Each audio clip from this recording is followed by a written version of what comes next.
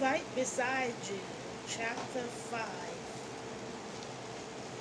Shortly after I got out of bed Saturday morning, I decided to call up a few elderly members who belonged to my church to see if they wanted any assistance this weekend.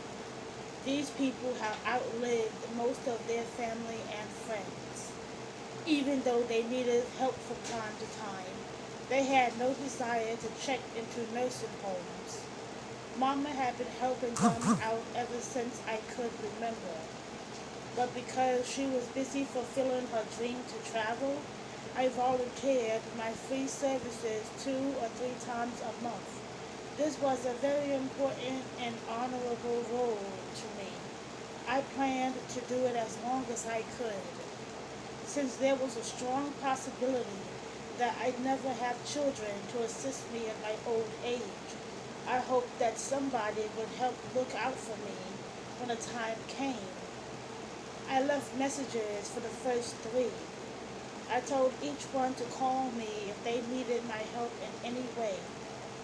My last call was to 93-year-old Marvis Wheeler, one of Grandma Lucy's poisons. Flea, you are so sweet to think of me. I thank God every time I hear from you. You're as devoted as your mama, but I don't need anything right now. My grandson is on his way up from Kentucky to bring me down there for Christmas. Okay, Sister Nieves, when you return, let me know if you need anything. I will, sugar. You've done so much for me these past few months. I wish I could do something for you. There was a brief pause before Mavis continued. God is going to bless you. He already has. I have everything I need. Everything except Richard and children of my own. I was glad I had such a busy life. However, there were times when all I wanted to do was relax, read a good book, and watch TV. That was what I planned to do today. After 2 cups of coffee and a light breakfast, I made a beeline for my living room couch. Before I could get comfortable, somebody knocked on my door. I assumed it was Lorena. I peered through the peephole and saw a huge eye looking back at me. I cracked the door open but let the security change in place. Clyde, what are you doing here? I glanced at my watch and added, at 8:15 a.m. Phil, I am in a jam. Can I come in and use your phone? I just ran out of gas and I didn't bring my cell phone with me. He wailed. Clyde Williams was a 40-year-old divorced unemployed son of Pam Williams, one of my senior co-workers and a close friend. His divorce last year had been very bitter and now he suffered bouts of depression. We used to belong to the same bowling team until 6 months ago when they closed the alley for renovations. One evening, 3 months ago, I visited Pam while Clyde was there. He was moping around with a long face because a woman he had been seeing for 2 months had abruptly ended their relationship. Pam suggested I go to the movies with him to help bring him out of the doldrums. I reluctantly gone and had been going out with him several times a month ever since. He was not classically handsome, but he wasn't a bad-looking man. His piercing black eyes and smooth caramel-colored skin were his best features, but he could stand to lose a few pounds off his 5'6" frame. He had never shown any romantic interest in me, and it was just as well. That was not something I wanted with him. But there were other benefits. We had several things in common. Pizza topped with bacon, hot sauce on collard greens, and Snapper were just a few. He was the only man I knew who didn't laugh or tease me when he found out how many Godzilla DVDs I had in my video library. Sure, you can come in, I said as I motioned for him to enter my living room. Clyde had on a heavy coat, but no earmuffs or gloves. His ears and hands were beet red. Have a seat and I'll get you a cup of coffee to help warm you up. No, that's okay. He paused and blew on his hands. I was on my way home from a date. I met this woman at the mall last Monday. She invited me to her house last night and I took her to dinner. It was so late when we got back, she told me I could stay the night if I didn't mind sleeping on her couch. I padded across the floor, grabbed my cell phone off the coffee table, and handed it to him. Well, I hope you had a good time. I did, but I won't be seeing her again too soon. At the restaurant, she ordered steak and lobster and then had the nerve to order the same thing to go, to take to the teenage son she had forgot to mention until last night. Right after he gobbled up that food, he asked to use my truck. I hesitated, but his mama made a big fuss about it just sitting in the driveway, so I gave him the key. I don't know where he went, and when I woke up this morning, I was so anxious to leave, I didn't think to check my gas. I'm lucky I made it as far as your street. Where's your truck now? Parked at the end of this block. Clyde pulled out his wallet. Oh, shoot. I forgot my AAA card. Don't worry, I can take you to get gas. Let me make you some breakfast first, though, and some hot coffee. Oh, all right then. He paused and gave me a pensive look.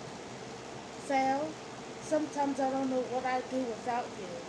I tell my mama all the time, you must be the best lady friend I got. I can't figure out why you ain't married. I didn't even respond to Clyde's last comment. After breakfast, I drove him to a gas station and promised to go to the movies with him next week. I had a key to my grandmother's apartment, so I let myself in Sunday morning a few minutes before 8 a.m. Yo, who? I'm here, I yelled. I glanced around the living room. I shook my head and chuckled. Grandma Lucy was a borderline hoarder. She had useless knickknacks all over her two-bedroom apartment.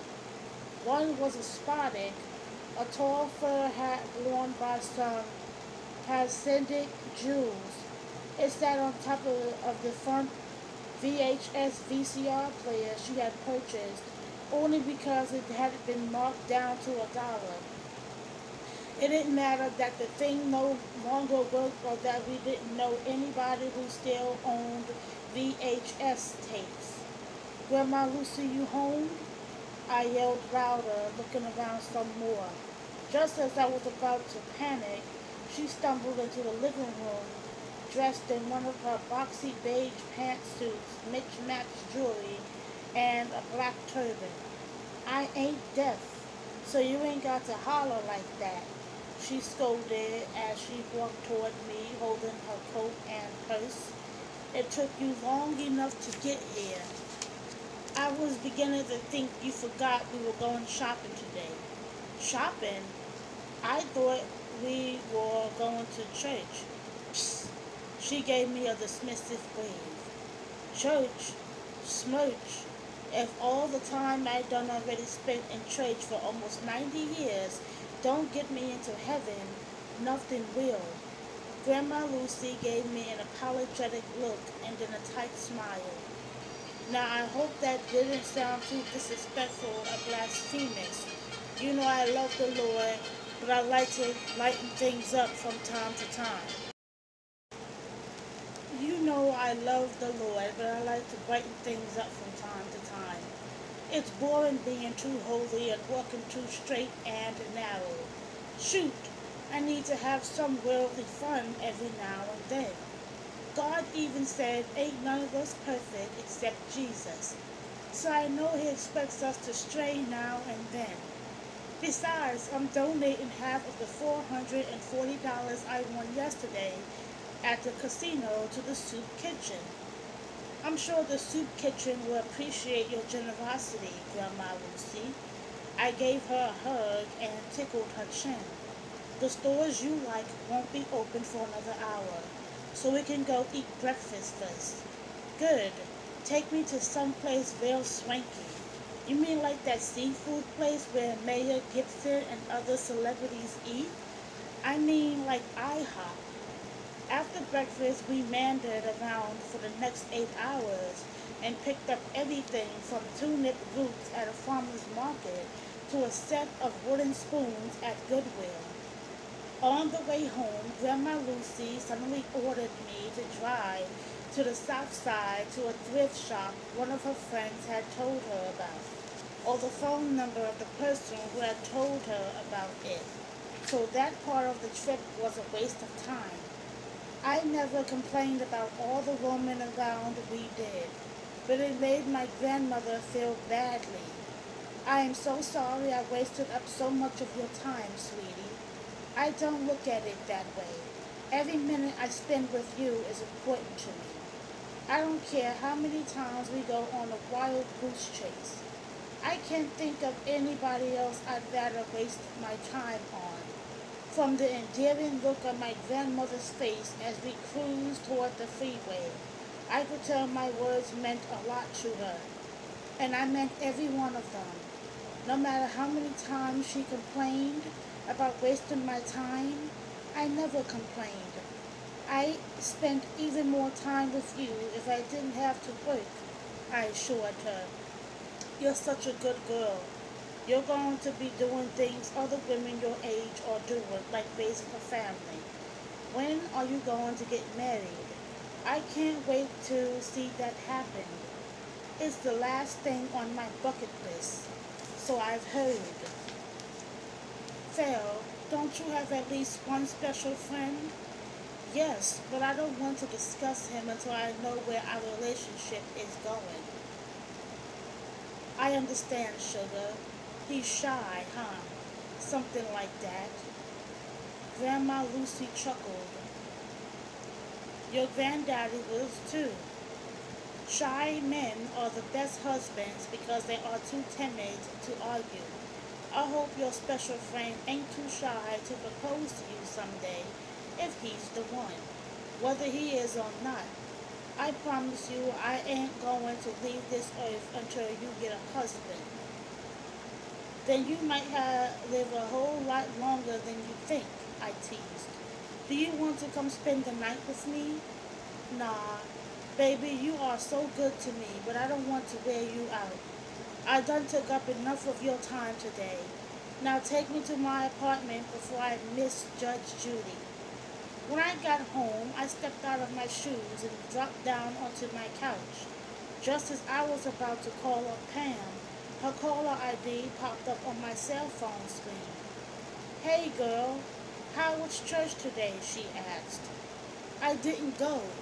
Grandma Lucy wanted to go shopping instead. Oh, I just wanted to thank you for taking Clyde to get gas this morning. My baby told me about his bad date with some woman that picked him up at the mall. Tisk, tisk, tisk. Yeah, well, I don't think you have to worry about him getting too close to her. You want me to send him back over there to take you to the movies or out to eat this evening? I took my time answering. No, that's okay. We're going to the movies next week if he's available. I swallowed hard and took a deep breath so I could get the next sentence out without stuttering. Um, Pam, I ran into Richard Friday evening at Ralph's Market. So? He was with Regina. So? Pam repeated. I see him a lot with her a lot. What's it to you? Nothing really. It's just that I was looking a hot mess. I didn't have on any makeup. I had a do-rag on my head and boots even my grandmother makes fun of. Val, you're one of the prettiest women I know with or without makeup. You could never look a hot mess in my book, even when you look a hot mess. But Regina always looks perfect. Well, I can't argue with that. And she's a nice person. That's something I can't say about most of the good looking women I know. I wouldn't be surprised if she and Richard end up getting married one day after all. What? What do you mean by after all? Didn't you know? I guess you didn't mingle with her crowd in high school. Anyway, Clyde was in some of the same classes with Richard and Regina. They were real hot and heavy back then. They got even more serious in college. Everybody expected them to get married someday. But right after they graduated, he joined the army and she married another man while he was overseas. I didn't know that. I knew she was divorced and has been friends with Richard for years, but I never knew they'd once been in a serious relationship. Humph. Between her and some of those flirtatious meals at the office, I'm surprised Richard hasn't remarried. He's such a good catch. I never knew a man so devoted to his children. His mama sure raised him right. He'll make a good husband if he ever decides to remarry, won't he? Yeah, he will. Like, comment, and subscribe on this video. Bye-bye.